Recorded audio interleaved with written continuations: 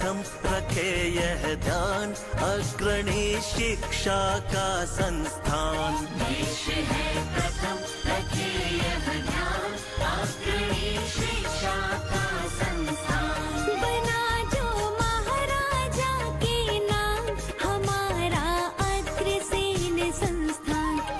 आज का एपिसोड हमारे लिए वास्तव में विशेष है। आज हमारे साथ एक ऐसे शिक्षाविद और समाज सेवी जुड़ रहे हैं जिन्होंने शिक्षा, सेवा और स्वास्थ्य तीनों क्षेत्र में अपने कार्यों से प्रेरणादायक उदाहरण स्थापित किए हैं। मेड्स की 25 वर्ष की यात्रा से लेकर विकसित भारत 2047 के विजन तक आज हमें उनके अनुभवों और विचारों को जानने का सौभाग्य प्राप्त होगा। तो आइए पूरे हृदय से स्वागत करें हमारे आज के आदरणीय अतिथि डॉक्टर नंद किशोर गर्ग जी और विनम्रता के साथ इस प्रेरक संवाद की शुरुआत करें। सिर्फ 25 साल की इस मेड्स यात्रा के बाद जब आप इस सफर को पीछे देखते हैं, कि आपको लगता है आपने वो हासिल किया है जो कभी सपना था? इस चीज का जवाब तो ये कि सपना रात को नहीं देखता, मैं दिन में देखता हूँ। और जो दिन में देखता हूँ तो सोच समझ के सपने तय होते हैं। तो 25 साल की यात्रा कहें या 75 साल की यात्रा, क्योंकि 49 में मेरा जन्म हुआ और मैं समझता 52 ऑनवर्ड्स की मेरी यात्रा अनवरत जारी है। और वो मुझे याद है क्योंकि मैं जब पढ़ा उसी दिन से आज तक भी मैं पढ़ रहा हूँ। और जो कुछ मैंने सोचा, जो निर्णय किए, वो भगवान की कृपा से, समाज के सहयोग से सब पूरे हुए हैं। दिल्ली के अंदर दिल्ली विश्वविद्यालय के बनने के बाद कोई विश्वविद्यालय ऐसा नहीं बना था जिसमें सामान्य जन के लोग पढ़ सके। जेएनयू बना तो एक एलाइट अलग सी सोच थी। आईआईटी को हम यूनिवर्सिटी मान सकते हैं, जामिया बना, परंतु एफिलिएशन करने के लिए दिल्ली के अंदर जब हमारी सरकार थी दिल्ली में, उस समय हमने 95-96 में सोचा कि दिल्ली के विद्यार्थी प्रोफेशनल कोर्सेज के लिए महाराष्ट्र, कर्नाटक, अन्य प्रांतों में जाते हैं और बहुत दूर जाते हैं। सामान्य परिवार के लोग कैसे पढ़ें, उस चिंता को देखते हुए हमने दिल्ली सरकार ने सोचा कि एक अपना विश्वविद्यालय बनाना है। तो उसके लिए खुराना जी, साहिब सिंह जी ने प्रयास किया और उस समय नरसिम्हा राव जी की सरकार थी। उससे हमने परमिशन लेने की कोशिश की और वो परमिशन हमें मिली और इंद्रप्रस्थ विश्वविद्यालय के नाम से हमने एक विश्वविद्यालय को 98 में स्थापित कर दिया। अब यूनिवर्सिटी तो बन जाए तो उसके साथ एफिलिएटिंग कॉलेज कहाँ से आए? दिल्ली के अंदर सबसे बड़ी समस्या जमीन की है। जमीन डीडीए के अलावा किसी के पास है नहीं। परंतु उसको पूरा करने के लिए हमने जब प्रयास किया तो ऑफिसर्स ने कहा जी आपका समाज इतने काम करता है तो एक कॉलेज अच्छा क्यों नहीं शुरू करते। वो बात हमें ठीक लगी और हमने पहला college Maharaja Agrasen institute of technology के नाम से स्थापित किया एक विद्यालय के अंदर। विद्यालय भी एक बिल्कुल पिछड़े इलाका सुल्तानपुर है, परंतु ऐसी कृपा रही भगवान की। और सरकार केंद्र में भी जब हमारी अपनी आ गई तो अटल बिहारी वाजपेयी जी, डॉक्टर मुरली मनोहर जोशी के आशीर्वाद से Maharaja Agrasen institute of technology के लिए हमें 10 एकड़ जमीन भी सेक्टर 22 में मिली और इसका भूमि पूजन हमने 2001 में किया। और वो यात्रा फिर तेजी से हमने प्रारंभ की। और मैं समझता हूँ कि समाज में अपने समाज के सहयोग से बिना सरकारी सहायता के पहला ऐसा कॉलेज हमने स्थापित किया जिसमें आज लगभग 9-9.5 हजार विद्यार्थी पढ़ रहे हैं और लगभग सभी स्ट्रीम हैं।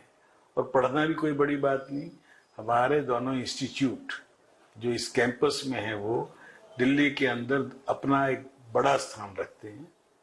++A का मिलना हमें मेम्स के अंदर, और जो हमारे टेक्निकल पढ़ाई है वो आज हम अनडिस्प्यूटेडली नंबर 1 हैं।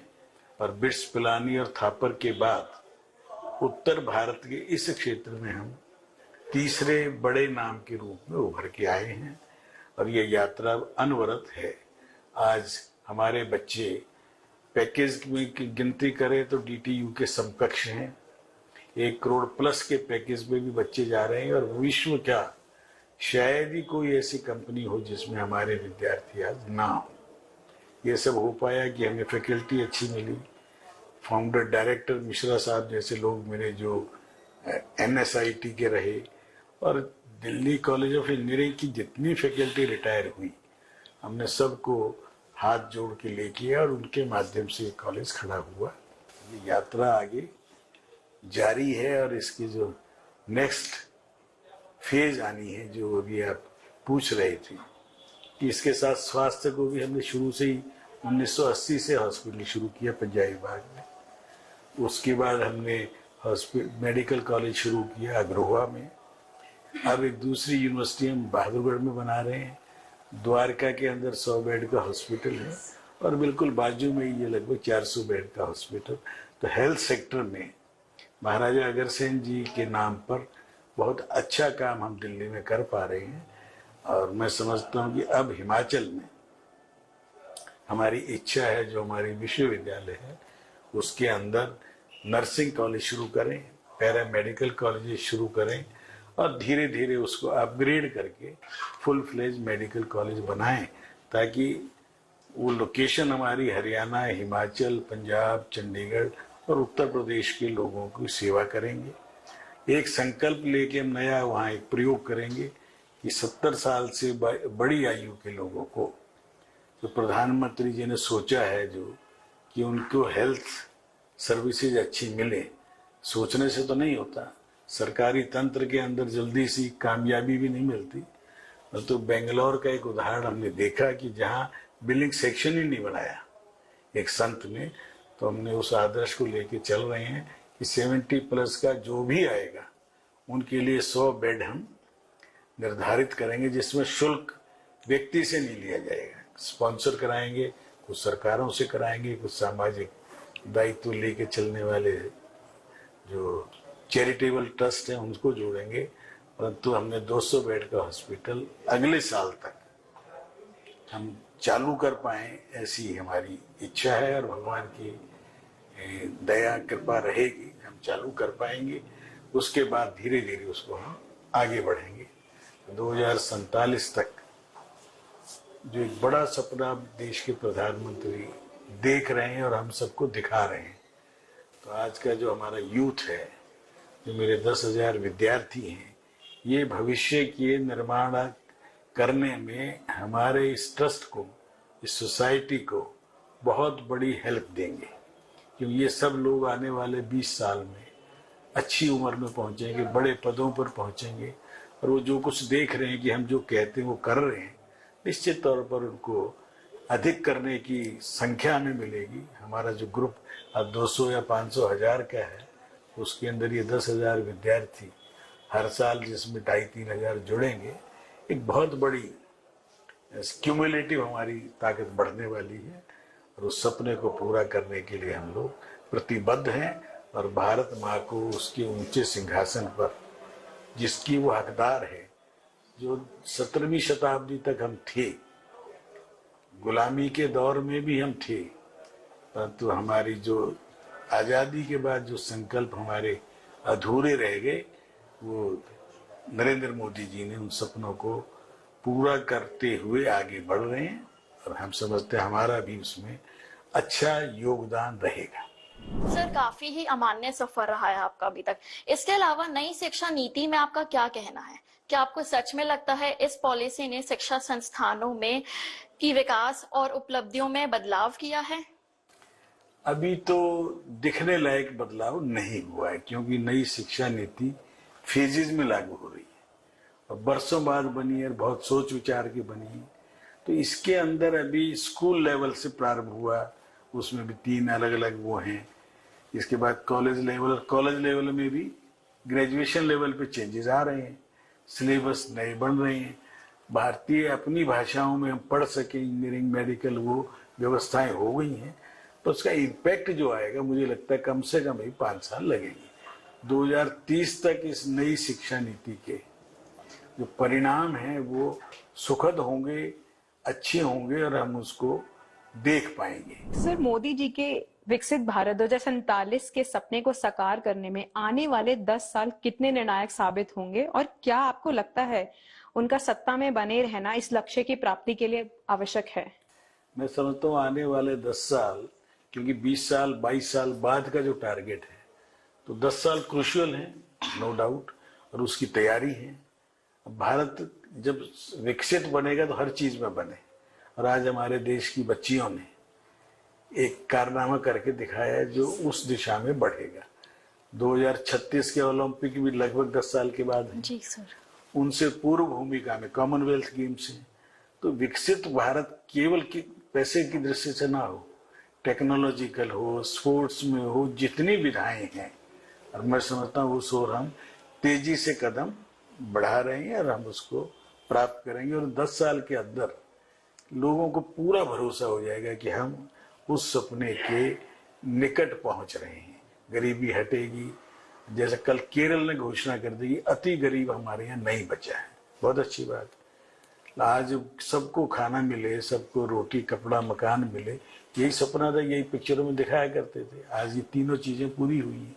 सबको शिक्षा मिले, सबको स्वास्थ्य मिले, उसकी ओर तेजी से कदम बढ़ा रहे हैं। मेडिकल की सीटें डबल हो गई, मेडिकल कॉलेजेस डबल हो गए हैं। तो निश्चित तौर पर एक एक कदम उस ओर बढ़ रहा है। तो जैसा कि हम सब जानते हैं कि आपका योगदान केवल शिक्षा के क्षेत्र में ही नहीं बल्कि स्वास्थ्य के क्षेत्र में भी काफी ज्यादा है। तो महाराजा अग्रसेन हॉस्पिटल से जुड़ी हुई हाल फिलहाल की उपलब्धियां और आने वाली ऐसी क्या योजनाएं हैं जो विकसित भारत के सपने को साकार करेंगी? स्वास्थ्य का क्षेत्र हमारा एक ऐसा क्षेत्र है जब बहुत काम करने की आवश्यकता है, सरकार को भी, समाज को भी और स्वयं का भी। पर मोदी जी ने तीनों फ्रंट पे काम किया। सफाई की ओर सबसे ज्यादा ध्यान देके शौचालय बना के 20% समस्या वहीं से हल हो गई। हमने मेडिकल कॉलेज बढ़ाने थे तो हमारा अग्रोहा मेडिकल कॉलेज 50 सीट से 51 नहीं होती थी, क्योंकि सब रिश्वत मांगते थे, हम देते नहीं थे। आज वहाँ 100 है और इस साल अगले साल 150 हो जाएंगे। दिल्ली के हॉस्पिटल में हम DNB के भी आज पोस्ट ग्रेजुएशन लेवल की पढ़ाई, हमारे लगभग 40 सीटें हैं। 400 बेड का सुपर स्पेशलिटी हॉस्पिटल है।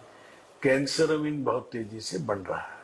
तो 1980 में शुरू हुई चीज 90 में हो पाई, और आज वहाँ सुपर स्पेशलिटी की हर विंग है। खासतौर पे हार्ट का एस्कॉर्ट के साथ हमने जब समझौता करके चालू किया, आज सबसे सस्ता और सबसे अच्छे रिजल्ट्स महाराजा अग्रसेन हॉस्पिटल पंजाबी बाग की है। इसी प्रकार से बहादुरगढ़ अगले साल तक चालू होगा, द्वारका में चालू है, रोहिणी में चालू है। तो हेल्थ सेक्टर के अंदर बहुत काम करने की जरूरत है।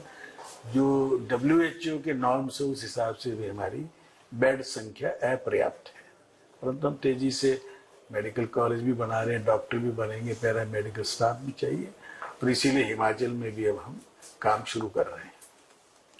सर, मेड्स आज शिक्षा, स्वास्थ्य और देश की सेवा में अग्रणी हैं। ऐसे में आप देश के सभी शिक्षाओं और संस्थाओं को सुधार के लिए क्या संदेश देना चाहेंगे? कि मन से काम करें। केवल आर्थिक रूप से कमाने के लिए लोग अधिकांश आ गए हैं, और इसका कमर्शलाइजेशन ना हो, सोशलाइजेशन हो, जिसके अंदर सहानुभूतिपूर्ण ढंग से मरीज का इलाज हो, सबको शिक्षा स्वास्थ्य मिले। उसके लिए पहली आवश्यकता है डेडिकेशन, ईमानदारी, और उसके साथ ही समाज की सेवा करने का संकल्प। सर, आजकल सिनेमा में काफी सकारात्मक बदलाव देखने को मिल रहा है। क्या आपको लगता है कि इसके पीछे समाज और शिक्षा के सोच में आया बदलाव जिम्मेदार है? निश्चित तौर पर। अदरवाइज कोई कल्पना कर सकता था कि ऐसी फिल्में बनेंगी? आज जो फिल्म ताजमहल पे आई है परेश रावल की, वो सबको देखनी चाहिए। बहुत फिल्में आ रही हैं जो चाहिए वो बंगाल फाइल्स की थी या कश्मीर की थी या केरला की थी, ये इमेजिनेशन भी नहीं कर सकता था कोई, परंतु आज सब आई हैं और ठीक ठाक चल रही हैं और संदेश दे पा रही हैं। धन्यवाद सर, आपने अपने अनुभव और विचार हमसे शेयर किए और हमसे यह एहसास दिलाया कि शिक्षा, स्वास्थ्य और समाज सेवा ये सिर्फ 3 अलग क्षेत्र नहीं है, बल्कि राष्ट्र निर्माण के 3 मजबूत स्तंभ हैं। आपकी यात्रा और दृष्टियों से हमें यह विश्वास मिला कि अगर नियत राष्ट्रीय हो तो हमारा हर कदम राष्ट्र के विकास की ओर तरफ जाता है। हमारे साथ बने रहिए इस सीरीज के पार्ट 2 के लिए। तब तक के लिए जय हिंद।